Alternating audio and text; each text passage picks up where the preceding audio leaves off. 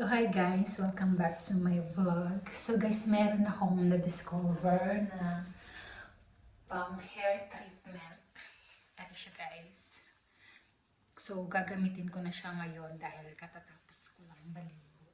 Kasi nakasulat dito sa instruction, after shampooing, ilalagay na siya from mid-length to ends. So yun guys, gamitin ko na siya. So ayun guys, sinati ko yung aking hair. Ayun dito. Ito muna yung lalagyan ko sa baba. So ganito yung itsura niya. Ayan. Kukuha tayo ng ganitong amount. Kasi nakita ko sa ibang video na ganito lang paglagay nila. Ang bango niya guys. So ayan na. See you later.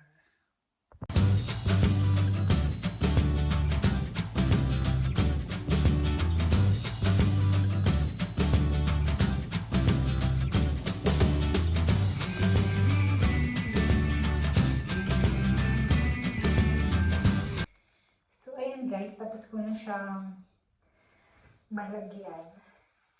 So lalagyan ko siya i-cover ko na siya ng towel. Ito, binabad ko siya sa mainit na tubig para hot compress. Parang siyang na hot oil. So after ko makoveran guys, ililive ko siya ng nakasulat ng 15 to 20 minutes. So ayun guys, bago banlawan. So see you guys later. So ayun guys, nabanlawan ko na siya. So i-blower ko naman siya. So ayun guys, after ko na siyang ma-blower, ganito na yung result niya. Ayan. So hindi naman siya straight na straight. Nalesen lang yung pagkabuhag-hag niya.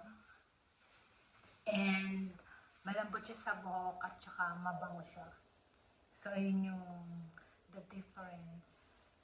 Ayun guys, yung uban ko lumalabas pa. So ayun guys, siguro after 1 month na paggamit ko ay makikita natin yung result kung naglasan ba ako, nag-straight ba siya. Kasi guys, yung napanood ko ng video na grabe straight yung kanyang hair. So parang ano naman yun, over. So ayun guys, mabibili niyo pala to sa website, sa Amazon or sa noon.com. So ayun, nabili ko siya ng 49 dirhams. So ayun lang guys, that's the result of my hair. After ng blower, hindi ko pa siya pinalansya guys. So ayun lang guys, thank you for watching.